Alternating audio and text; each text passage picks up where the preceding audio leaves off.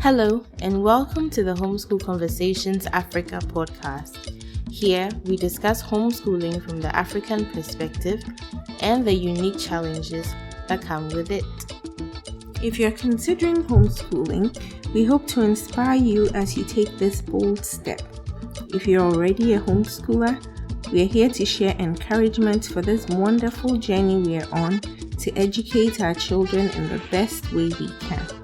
We are your hosts, Dzifa and Charissa and Mabel.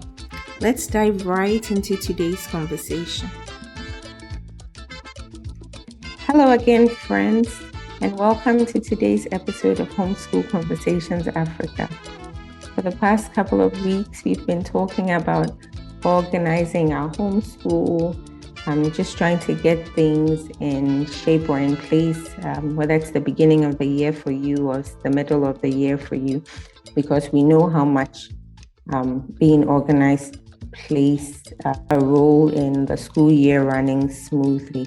And so we are here again today. We promise you guys this is the last one, okay? But you can't blame us when you have two, I don't know, what do we call ourselves? Organizing junkies. Yes. Hosting a podcast. Then you get to have a dozen episodes on organizing. Sorry, really. But we kind of think this is important, and we hope you think so too. But yes, it's going to be the last one for a while. Until we're back again. You know. So today we just want to continue with that discussion. But before we do that, why doesn't Charissa say hi to you guys as well? Thank you, everyone, and we're glad to have you join us for another episode. And we do promise that this is the last one for a while on organizing your homeschool space. But we hope that you're getting a few good ideas that you can implement in your homeschool space, and we're hoping that it helps you to run things a bit smoother. So last week, Dzifa was sharing about what she's done. I mean, she has a lot more years and a lot more experience under her belt. So you keep saying that like it's so much. She was telling us a bit about what she does, or what she's doing currently in her homeschool space. So, Dzifa, let's not keep our listeners waiting any further. Okay, friends. So, in our last couple of episodes, I guess we kind of spoke on a macro level about our organizing. We spoke about organizing both intangible and tangible things. Now we want to get into the details a bit, give some more specifics to help any of you out there who need those ideas as well. So when it comes to the small things, organizing the little things, all the little things that we use in our school day. We have things like pencils, pens, erasers, markers, crayons, all those kinds of things which we have to use daily. I think it's helpful to be able to have a space. There are different ways that people do this.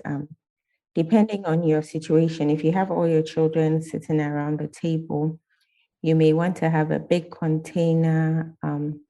You may want that has maybe just one big container works. People may have to fish in there for the right pencil or what they want. That's one way you can do it. But you could use something like a cutlery holder. You know, there are these cutlery holders that have different slots for maybe the forks and the knives and the spoons. Yeah. So you could use that and put maybe pencils, regular pencils in one area, colored pencils in another, markers in another, things like that. Yeah, I think there are also some caddies that are designed for things like that have like a handle, and then it has like different spaces in it. That's right. And if you have any shop around you that sells Tupperware and things like that, you may be able to find such a thing that, but even if you don't, I like to repurpose things a lot. Like right now, we are using an old toffee container. I think Container, toffee yeah. container. Yes, for Dzifa, our pencils and stuff. you have become I'm our using. parents.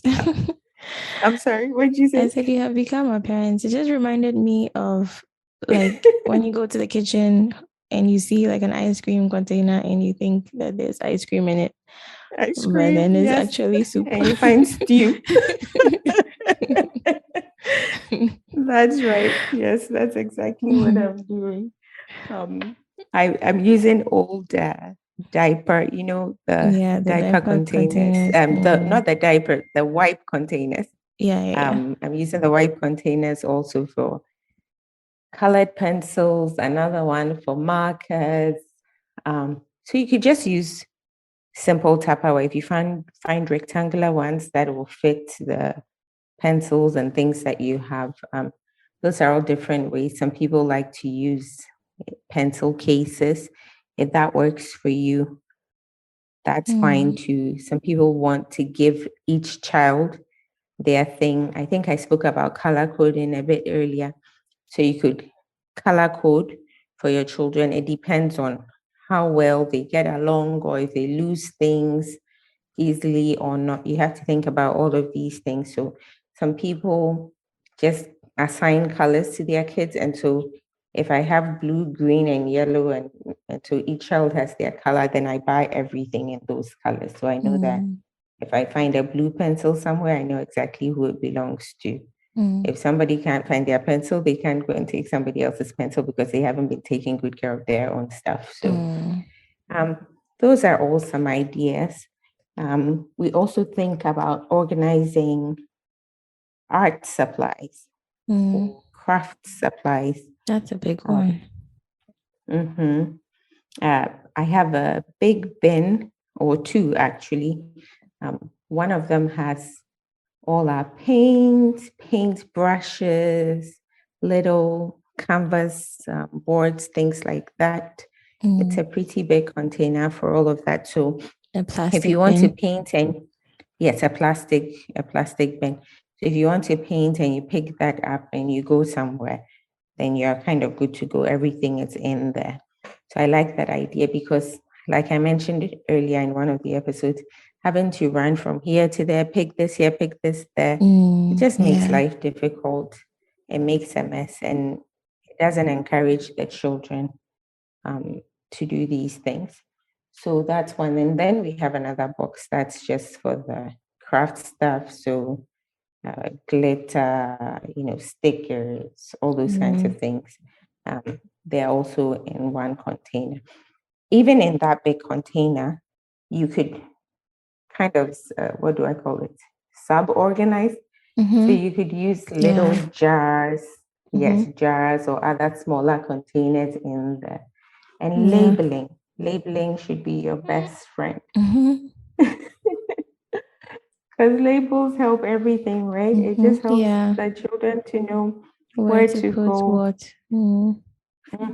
Once a child can read, they can find it. And that reminds me, even if they can't read, if you have some time and you're up for it, you could find pictures that like little depict whatever it icons. is you're trying to. Exactly. I remember, well, this hasn't got to do with organizing directly, but I remember when I was trying to get the kids on a schedule and not everybody could read, I was able to find these cards that I could print out and laminate that had pictures. So it had pictures of a child brushing their teeth, or a picture of a child waking up in the morning or laying their bed or eating breakfast. And so I printed all those, cut them out, laminated them. And then I stuck them in order, for, according to what I want you to do. So you wake up, maybe you brush your teeth, you have your bath, you lay your bed, And so even my youngest, who couldn't read at the time, was able to look at the pictures and follow along. So that's another thing that you can do. So that's it for, I think, that's art stuff. Then one big thing that we use in our school is flashcards. We have flashcards for a lot of things because we do a lot of memorization in the grammar years just because of the nature of the curriculum that we're using or the approach that we're using. So we have flashcards for grammar, for history, for everything, math.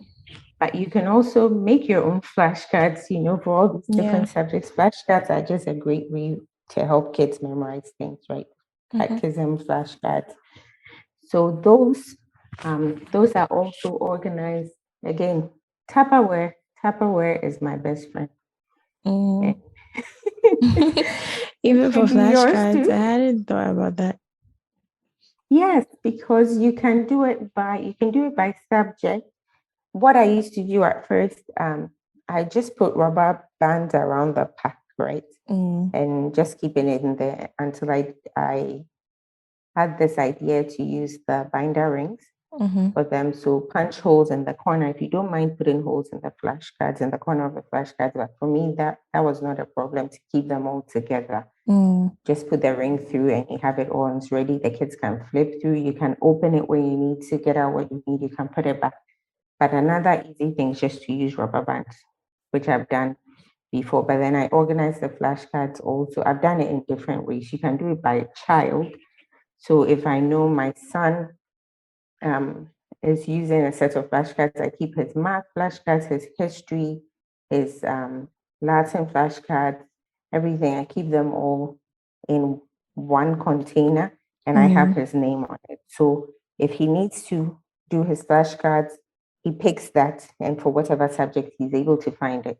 So that's one way to go about it. Or alternatively, you could do it by subject. So everybody's Latin flashcards, but again, of course, not all dumped in there, but organized, but all Latin flashcards are in one place, all history are in one place, and so on and so forth. But that's one way to deal with flashcards. I haven't done this, but there are also these mini binders. I don't know if you've seen them, Charissa.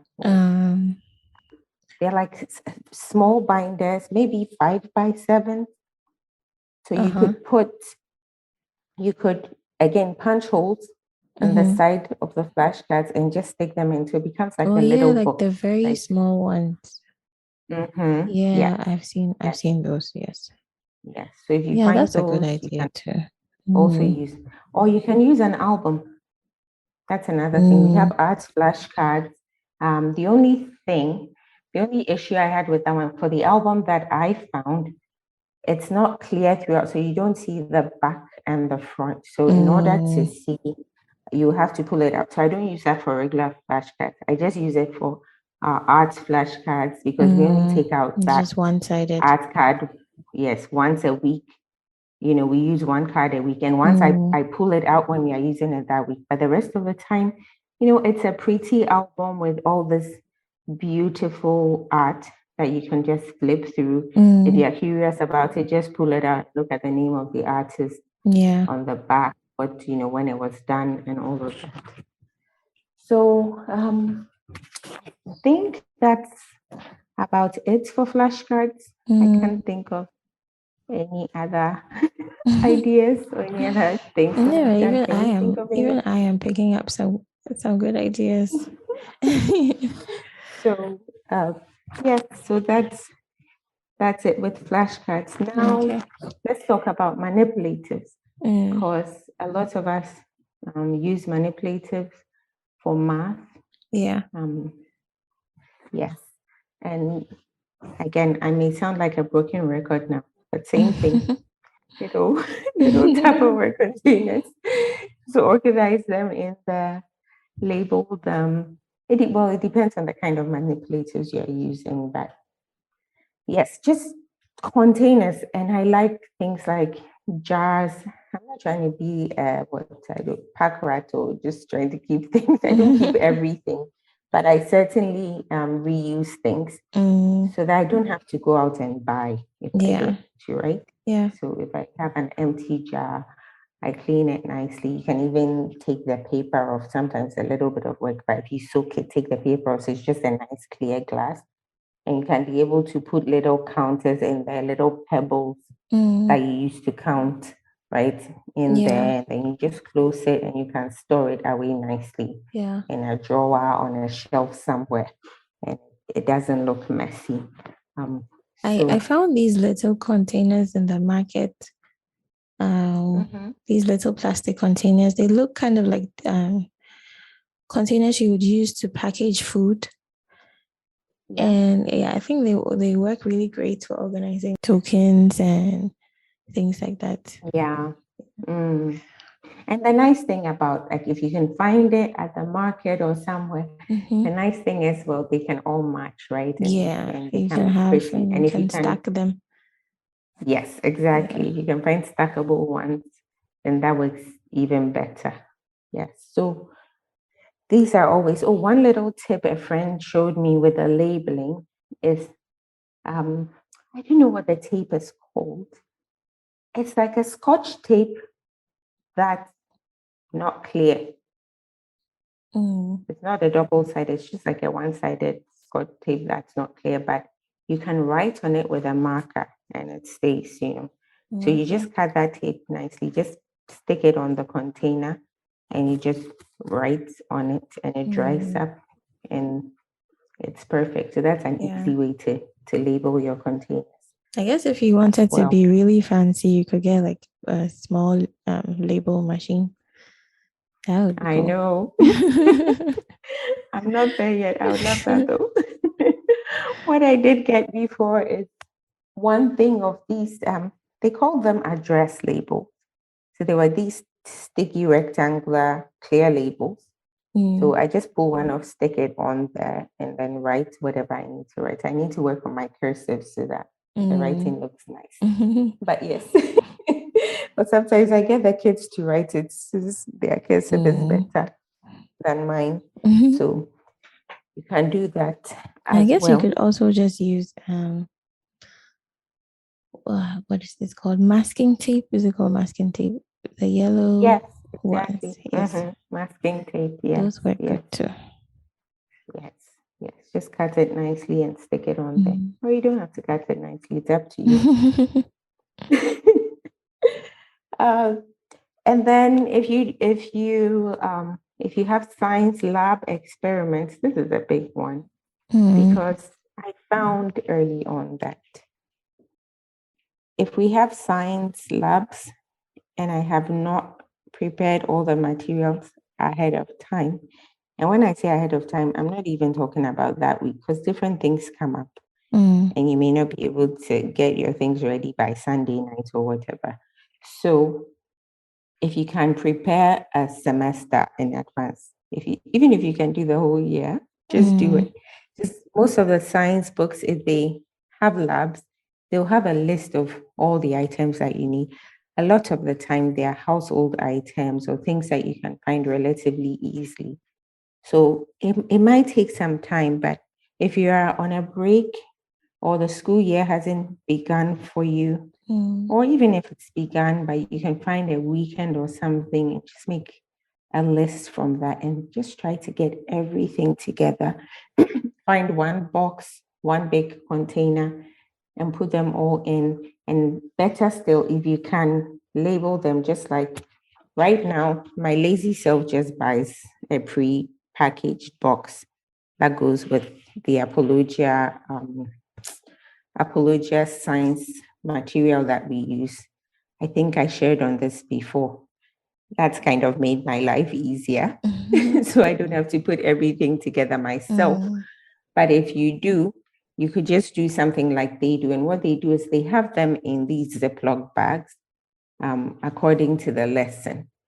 So it might take you a day or two, but if you just sit and try to gather everything, label the bags, and then put everything for that lesson in there. And there are some things that you might use over and over again, depending on what you're doing. Like when my daughter was doing, was it chemistry?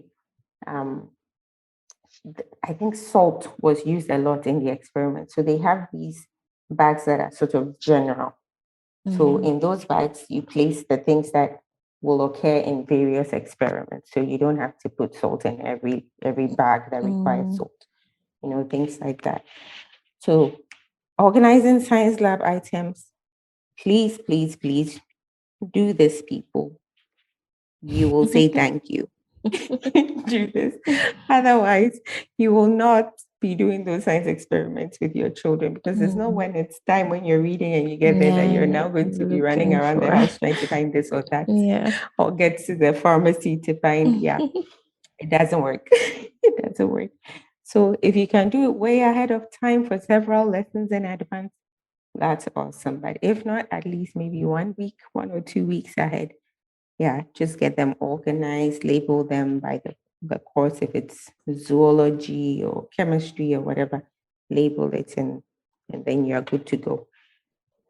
So that's my little tip there for science, organizing your science lab items. What else, Charissa? What else do we organize in our homeschool?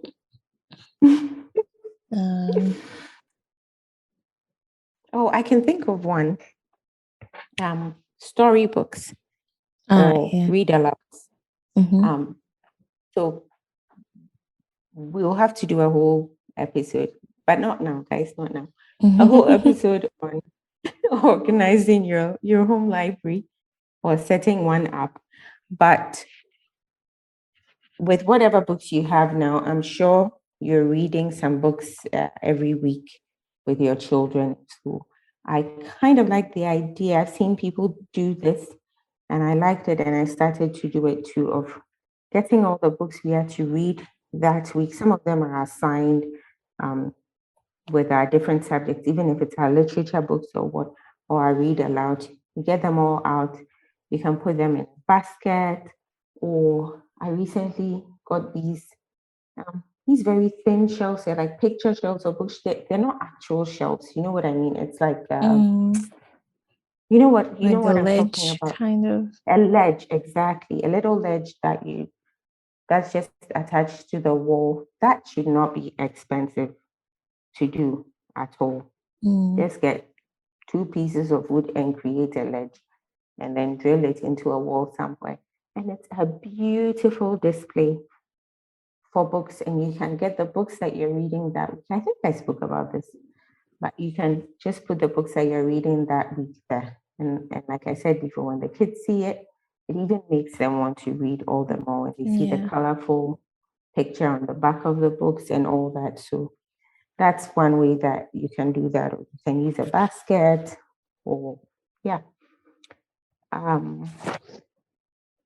one other thing, speaking of display, it reminds me, we do lots of lovely, or our children do lots of lovely artwork, crafts, things that you like to display because they're proud of their work. And when you display it, it encourages them to do more, right? And to work harder on these things, because they see that it's appreciated and people like it and they themselves love it.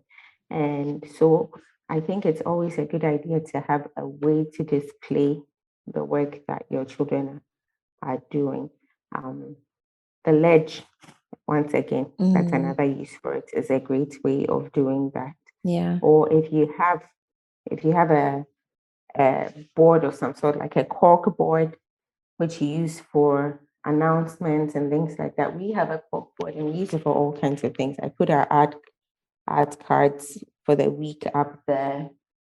I put up things that we are trying to memorize. I may put up the verse for the week there. Just all the things that you kind of want to be, constantly in the kids' line of sight. Yes. So that's the same place you can display their work. If they did something really nice, some artwork or something, you can put those up there, because everybody comes in and sees that and they're encouraged by it. If you don't have a cork board, an easy one is just a line. Like get a piece of ribbon or some twine and put 2 nails or something, attach it from one side to the other, like a drying line, or just along the walls, and get some pegs, and you can easily just clip the artwork on there. That's an easy way to display their art. I happen to have an old frame that I think it's from a canvas of some kind. And I did that's like inside the frame, so it kind of looks like it's framing the photo. The ribbon. Yeah. So, that's cool. Yeah. That's an excellent idea. Maybe you should share a picture of that with us. Yeah, I will do that. Yeah. So I think that's about it. I don't know if you can think of anything else. I tried to think of just one last thing. This is not got to do with the little things, but I think it helps. If you have, if it depends on how your homeschool is, but some curricula is heavy on DVDs like Abeka. If you do the DVDs or you do the live streaming, then you may need to use computers often or a screen and things like that. I think it helps to set up areas for that. So you can set up areas. I don't know, did I speak about this a couple of weeks ago? No. I'm getting confused. No. But yeah, you can set up areas for those particular subjects. So you can set up areas or corners for specific subjects. So you have all the books there for everybody. And when they come to this corner, they know that this is where we are doing geography and we have our atlas on the wall, or we have our globe in this corner, and we have all our little, books here. And did I say atlas on the wall? You can't put an atlas on the wall. I mean a map on the wall and an atlas. An atlas on the table, So that kind of helps. These are just all little tips and tricks to help the day move along smoothly. Yeah. Because I find that the more breaks we have or distractions, the less productive we are. I mean, some distractions are good, so we don't want to be rigid and all that, but there are some too that are just not necessary. So if we can eliminate them, then that's a great thing so that we can keep achieving more with our time. So guys, I think that's about it for today. I think if when in doubt, just think baskets, Tupperware, and binder rings. Yes, binders and binder rings, and you should be sorted. Yes. But thank you guys. Thank you so much for sticking with us. I really hope that you picked up a few ideas from this episode that will help you to organize your spaces so that you can focus on the actual education of the kids, And then even in organizing these spaces, like we said before, try to get the kids involved. It helps to teach them responsibility. It helps to teach them how to stay neat and tidy themselves. So I insist that at the end of the school day, everybody takes care of their own stuff. You know where your books go, you know where anything that you used, you have to put back where it belongs. And if you do have a home for these things, then it makes it much easier and it sets a good example for them. Yeah, that's very true. We've come to the end of this 3-part series. Thank you for bearing with us as we went off on a tangent here. But we do hope that you enjoy this episode and you've gotten lots of good ideas. I know I have. So I hope that you've also taken something away with you that you can implement today. We'll be back next week with a very special episode. Just to tease you a little bit, we'll be interviewing a homeschool graduate. So that would be a fun one. So we hope that you join us back here next week. Looking forward to that. Thank you guys and have a wonderful week. All right. Bye.